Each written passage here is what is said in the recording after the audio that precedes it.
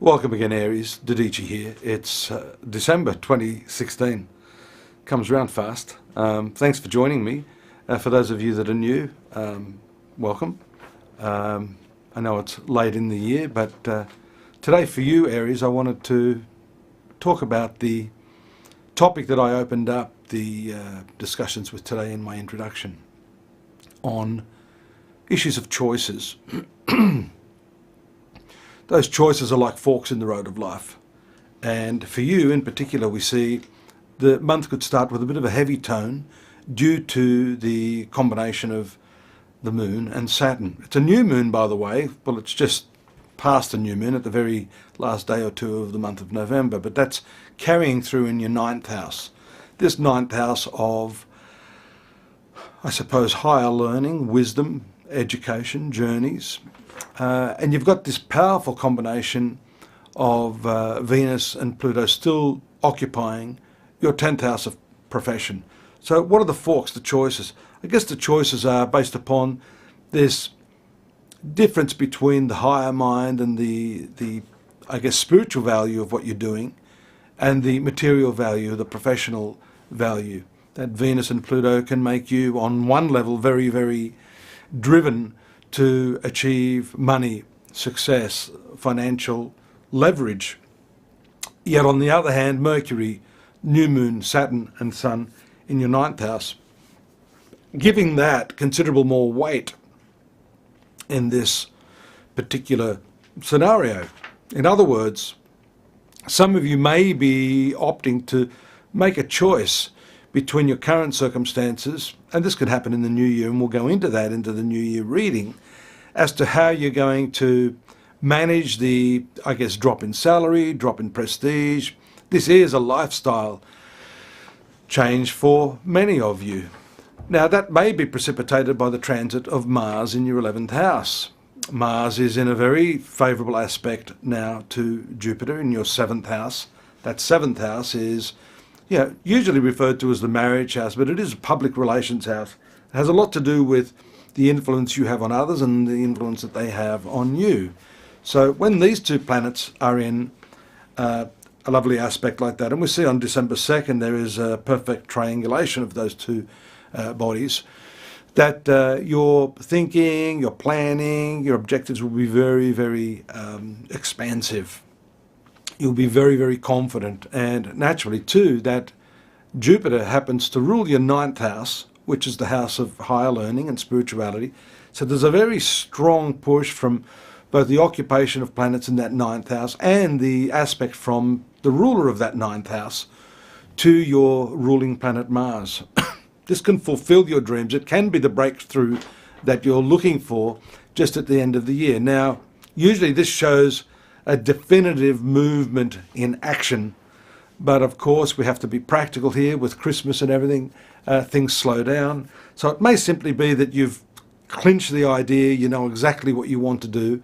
And so the new year is definitely going to be a powerhouse of energy for you, as these other planets, the planet Mercury, within 3 days of December, actually earlier than the new year, around the 3rd, we see Mercury moving into that upper part of your horoscope. That is the sign of Capricorn, giving you lots of communication in your business.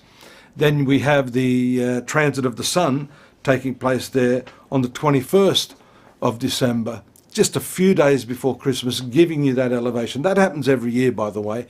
The Sun will be moving through this area. So for those born under Aries, the month of December and January is usually pretty good in terms of, elevation in your work, promotions, feeling confident about what you're doing professionally.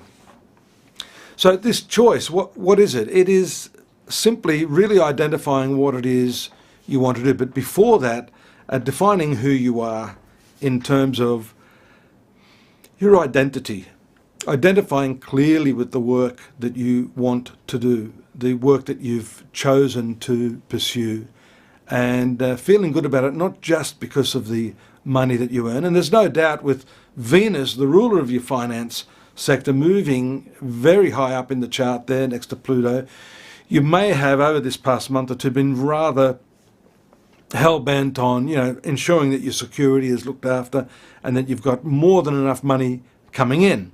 So now that's changing, that's shifting. Look at some of the other aspects here. I think on balance, a lot of the aspects, especially earlier in the month, are pretty good for you. We see the conjunction also of Venus moving out of that 10th house of profession into the 11th house, which is the house of fulfillment and friendships. That occurs on the 8th. And then that's going to make a very powerful conjunction. Not straight away, that'll be in the new year. We'll talk about that. But a little bit of a hint, that could be rather sensuous and exciting as far as friends and members of the opposite sex are concerned. The other really lovely aspect leading up to Christmas is that one of Uranus and Saturn, sort of diametrically opposed in their action. Saturn is again your career planet, and Uranus is the planet that relates to your fulfillment, friendships, connections socially, your networking. But this shows a coming together of the conservative elements of your life and those progressive elements that you're trying to implement, those energies that cause you to break free of your past and assist you in doing something really different, really unique.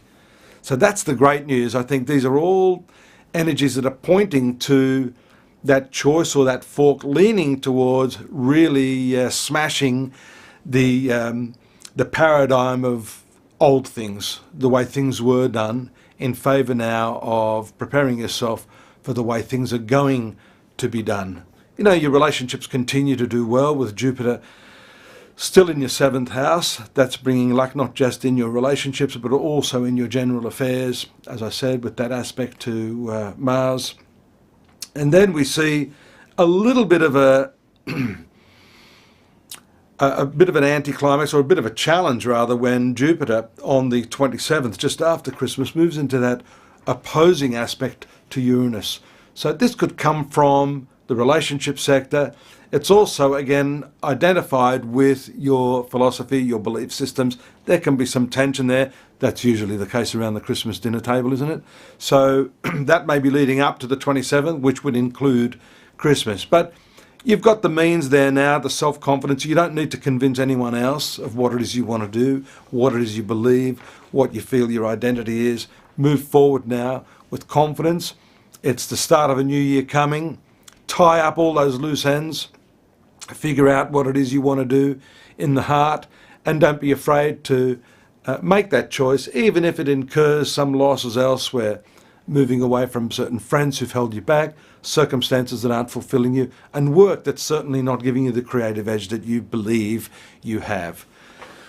Merry Christmas. I hope you'll join me again for the New Year message. In the meantime, don't forget to pop in at our store or our website, astrology.com.au, and I wish you the best in the coming month or two. Bye-bye for now.